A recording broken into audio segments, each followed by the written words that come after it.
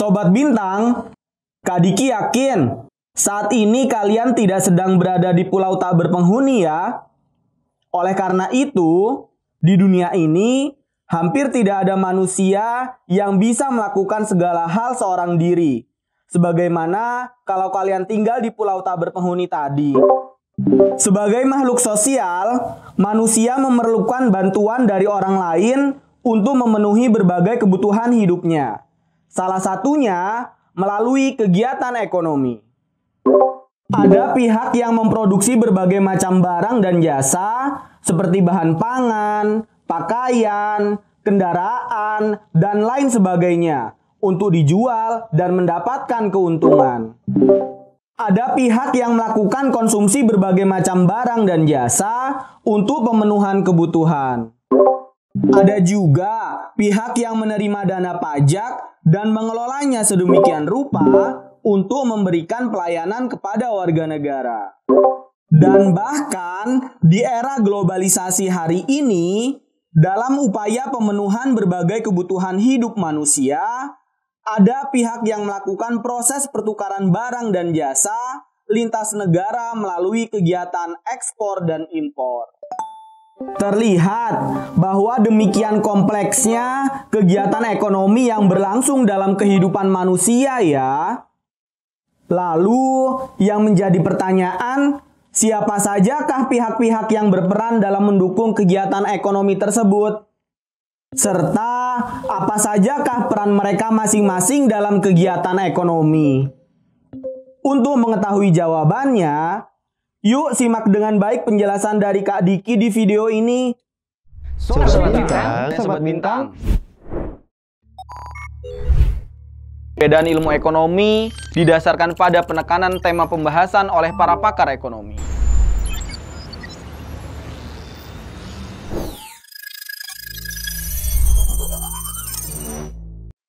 Assalamualaikum warahmatullahi wabarakatuh. Bagaimana kabarnya Sobat Bintang? Semoga kalian semua dalam keadaan sehat ya. Masih bersama Kak Diki di video pembelajaran ekonomi Bintang Pelajar. Dan pada video kali ini, kita akan bersama-sama mempelajari mengenai peran pelaku ekonomi dalam kegiatan ekonomi bagian yang pertama. Sobat Bintang, kalian pasti sudah tidak asing lagi ya dengan istilah konsumen dan produsen? Yap, benar sekali. Konsumen adalah pihak yang melakukan kegiatan konsumsi, yaitu kegiatan mengurangi atau menghabiskan nilai guna suatu barang atau jasa. Sedangkan produsen adalah pihak yang melakukan kegiatan produksi, yaitu suatu kegiatan yang dilakukan melalui tahapan-tahapan tertentu untuk menghasilkan atau menambah nilai guna suatu barang atau jasa. Mereka, konsumen dan produsen, disebut juga sebagai pelaku ekonomi. Pelaku ekonomi adalah individu, kelompok, atau lembaga yang terlibat dalam kegiatan ekonomi. Namun, tahu nggak Sobat Bintang? Di dalam perekonomian yang lebih luas, pelaku ekonomi tidak hanya sebatas konsumen dan produsen saja loh. Lebih daripada itu, terdapat juga pelaku ekonomi lain, yaitu pemerintah dan masyarakat luar negeri. Lalu, sebagaimana pertanyaan kita di awal video tadi, apa saja ya peran para pelaku ekonomi tersebut? Dan bagaimana hubungan atau interaksi mereka dalam sebuah perekonomian? Untuk bisa menjawab pertanyaan tersebut, diperlukan suatu model sederhana yang disebut sebagai Circular Flow Diagram of Economic Activity atau lingkaran kegiatan ekonomi. Bentuk dari Circular Flow Diagram of Economic Activity kurang lebih seperti ini ya. Pusing nggak Sobat? Tenang, detailnya akan Kak Diki jelaskan di segmen selanjutnya di video ini ya. Nah, agar Sobat Bintang nanti dapat membaca Circular Flow Diagram of Economic Activity dengan baik dan benar, wajib banget terlebih dahulu Sobat Bintang paham mengenai perbedaan pasar output dan pasar input. Pasar output atau pasar barang dan jasa merupakan pasar yang menyediakan hasil produksi berupa barang atau jasa. Contohnya, pasar yang menjual berbagai bahan pangan, pakaian, dan lain sebagainya. Sedangkan pasar input atau pasar faktor produksi merupakan pasar yang menawarkan faktor produksi. Faktor produksi adalah segala sumber daya yang digunakan dalam sebuah proses produksi. Faktor produksi terbagi menjadi faktor produksi asli, yaitu sumber daya alam dan tenaga kerja, dan faktor produksi turunan, yaitu modal dan keahlian. Contoh pasar faktor produksi adalah bursa tenaga kerja yang mempertemukan para pencari kerja dan perusahaan yang membutuhkan pekerja. Setelah Sobat Bintang mampu memahami perbedaan pasar output dan pasar input, selanjutnya kita akan mulai membahas Circular Flow Diagram of Economic Activity atau lingkaran kegiatan ekonomi. Sobat Bintang, Circular Flow Diagram of Economic Activity atau lingkaran kegiatan ekonomi terbagi menjadi beberapa model mengikuti tingkat kompleksitas perekonomian suatu negara. Pembagian tersebut meliputi 1. Lingkaran kegiatan ekonomi 2 sektor, 2. Lingkaran kegiatan ekonomi 3 sektor, dan 3. Lingkaran kegiatan ekonomi 4 sektor. Penjelasan detailnya seperti ini nih Sob. Yang pertama, lingkaran kegiatan ekonomi 2 sektor. Model ini menggambarkan kegiatan ekonomi pada perekonomian yang masih sangat sederhana, di mana pada lingkaran ini tergambar hubungan dua pelaku ekonomi, yaitu rumah tangga konsumen atau RTK dengan rumah tangga produsen atau RTP. Mula-mula, kegiatan ekonomi terjadi di pasar input, tergambarkan dari panah 1 dan 2. Panah 1 menunjukkan RTK menyediakan faktor produksi berupa sumber daya alam, tenaga kerja, modal, dan keahlian.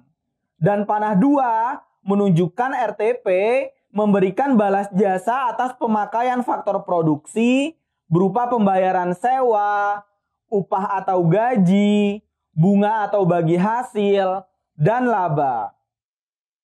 Lalu, kegiatan ekonomi berlanjut di pasar output, tergambarkan dari panah 3 dan 4. Panah 3 menunjukkan pengeluaran RTK untuk pembelian barang dan jasa yang akan mereka konsumsi. Dan panah 4 menunjukkan RTP melakukan penjualan barang dan jasa hasil produksi kepada RTK. Selanjutnya, lingkaran kegiatan ekonomi 3 sektor. Model ini menggambarkan kegiatan ekonomi pada perekonomian yang tertutup.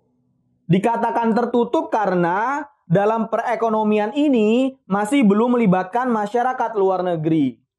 Pada lingkaran kegiatan ekonomi 3 sektor, tergambar hubungan antara 3 pelaku ekonomi, yaitu rumah tangga konsumen atau RTK, rumah tangga produsen atau RTP, dan rumah tangga negara atau RTN. Keberadaan RTN pada model ini memunculkan tambahan kegiatan ekonomi yang tergambarkan oleh panah berikut. Panah 5 menunjukkan peran RTN sebagai penerima pajak dari RTK dan RTP. Panah 6 menunjukkan peran RTN menyediakan layanan berupa subsidi serta fasilitas publik bagi RTK dan RTP.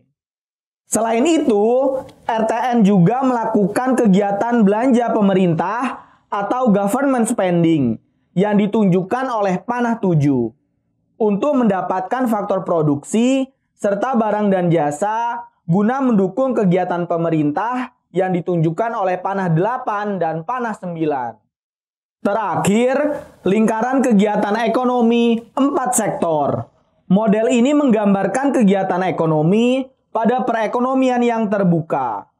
Dikatakan terbuka karena dalam perekonomian ini telah melibatkan masyarakat luar negeri. Pada lingkaran kegiatan ekonomi 4 sektor, tergambar hubungan antara 4 pelaku ekonomi, yaitu rumah tangga konsumen atau RTK, rumah tangga produsen atau RTP, rumah tangga negara atau RTN, dan rumah tangga luar negeri atau RTLN. Keberadaan RTLN pada model ini memunculkan tambahan kegiatan ekonomi yang tergambarkan oleh panah berikut.